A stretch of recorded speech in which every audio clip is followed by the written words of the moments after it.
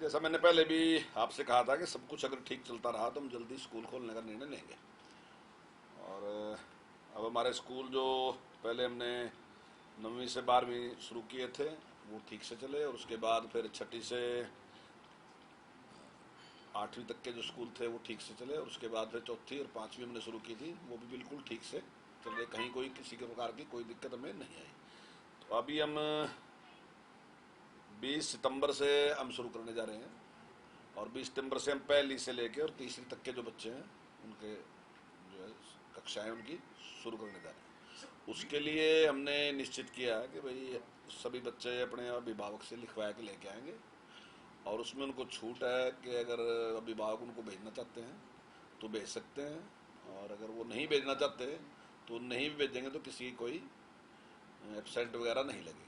Online education जिस प्रकार से जारी है वो ऑनलाइन एजुकेशन उसी प्रकार से जारी रहेगी, उसमें कोई बाधा नहीं आएगी, वो बिल्कुल उस तरीके से जारी रहेगी।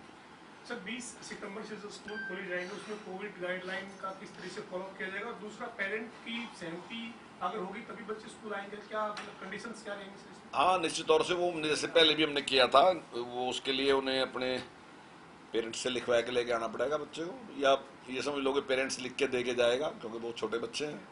तो अगर वो लिख के देंगे जाएंगे तो निश्चित तौर से मतलब ऐसा हमने प्रावधान किया कि वो लिख के दे के जाए और उसको बच्चे को भेज सकते हैं। तो उसकी और कोविड के बारे में जो नियम पहले से थे वही नियम उसी प्रकार से जारी रहेंगे, चाहे वो फिजिकल डिस्टेंस की बात है कि बच्चों की दूरी जो है वो एक क्लासरूम में कहीं भी 20 से ज़्यादा बच्चे नहीं बैठेंगे। जहाँ उनका टेम्परेचर चेक करने की बात है वो भी उसी प्रकार से चेक होगा, और भी चाहे सैनिटाइज की बात है उसके लिए हमने राशि भी सब स्कूलों को दे रखी है, तो वो राशि भी हमने। एक टीचर्स का वैक्सीनेशन होना था सर, वो कितना हो चुका है? टीचर का वैक्सीनेशन का हमारा पूरा प्रयास है और हम उसमें लगे हुए हैं। 70% जो हमारे टीचर हैं वो वैक्सीनेट हो चुके हैं।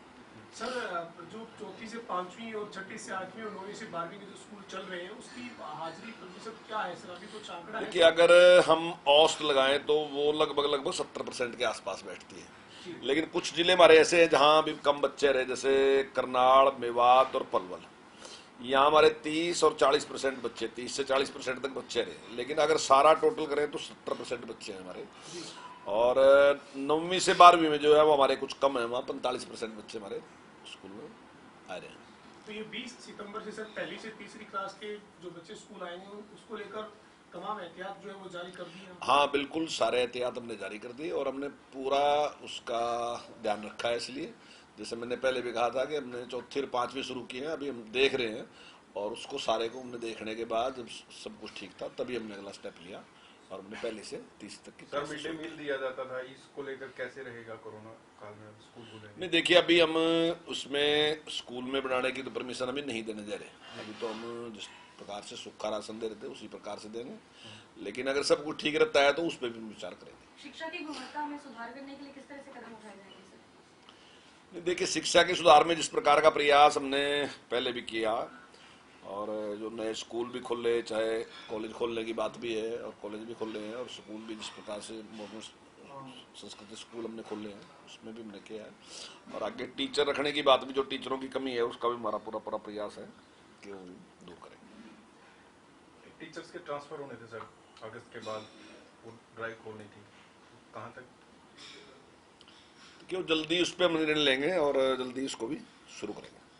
सर जो कोविड प्रोटोकॉल जो है वो आप कह रहे हैं कि फॉलो होगा, लेकिन आपने समीक्षा की? संस्थाओं ने इसमें सहयोग दिया है, जिनकी वजह से आज हम ये पर्व मना रहे हैं। आज माननीय महामहिम राज्यपाल 3 बजे इसका विधिवत रूप से उद्घाटन करेंगे, और आज ब्राह्मण एवं तीर्थोद्धार सभा की तरफ से वामन पुराण की कथा श्री सुखदेवाचार्य जी के द्वारा की जाएगी, जिसमें ज्ञानानंद जी महाराज भी विराजमान रहेंगे, और ये हवन जो है ये लगातार चलता रहेगा, ऐसा ये हमारा विधान है। मैं तो यही कहूँगा कि घबराने की कोई जरूरत नहीं है। बिल्कुल सारे प्रदेश में कोई भी केस नहीं है कोरोना का, और बच्चे भी जो शिक्षा प्रत्यक्ष रूप से स्कूल में आके जो संस्कार सीखते हैं, जो शिक्षा ग्रहण करते हैं, तो वैसी शिक्षा हम ऑनलाइन वो तो नहीं हो सकता, वो विकल्प नहीं हो सकती उसका। लेकिन अगर अभिभावक के मन में किसी प्रकार की भी कोई चिंता है तो वो निश्चित तौर से ऑनलाइन एजुकेशन का भी लाभ उठा सकते हैं। सर पर्यटन महकमा भी आपके साथ आपके पास है, तो भविष्य में क्या योजनाएं रहेंगी पर्यटन को लेकर? कि कोरोना की वजह से पूरी दुनिया में पर्यटन को बहुत ही धक्का लगा, जी हमारे देश में भी लगा, हमारे प्रदेश में भी लगा। लेकिन अब हमारा पूरा प्रयास है कि हम उसको नई गति दें, और उसके लिए अभी हमने जैसे मोरनी में भी शुरू किया था, तो अभी उसके लिए हमने सारे नियम बनाए दिए और 27 तारीख से वहाँ पे हम शुरू करने जा रहे हैं, और उसके काफ़ी अच्छे परिणाम जो हैं वो आपके सामने आए हुए हैं। और उसी तरह पे हम दूसरे, और जैसे हथनी कुंड है और दूसरे और है, टिक्करता अपना रोहतक में है तिलियार, तो वहाँ पे भी विचार कर रहे हैं जल्दी, और उसके बारे में जल्दी निर्णय लेंगे, क्योंकि नियम उसके हमने बना दिए सारे के सारे, तो अब जल्दी उसके बारे में निर्णय लेंगे। और हमारा प्रयास है कि पर्यटन को, और दूसरा हमारा ये है कि हम चाहते हैं कि जैसे होम स्टे पॉलिसी है वो हमने बना दी, जल्दी उसकी घोषणा करने जा रहे हैं। अगर कुछ लोग अपने यहाँ इस प्रकार का अरेंजमेंट करना चाहते हैं कि वो कोई टू रूम सेट या 3 रूम सेट बना के वहाँ पर्यटक को रोकना चाहते हैं, तो उसकी परमिशन हम उनको देंगे। इससे मुझे लगता है कि ज़्यादा लोगों को रोजगार मिलेगा, और जो पर्यटक है उसको ये सस्ता भी होगा, और उसको वहाँ के जो जिस प्रकार का कल्चर है उसको जानने का अवसर मिलेगा।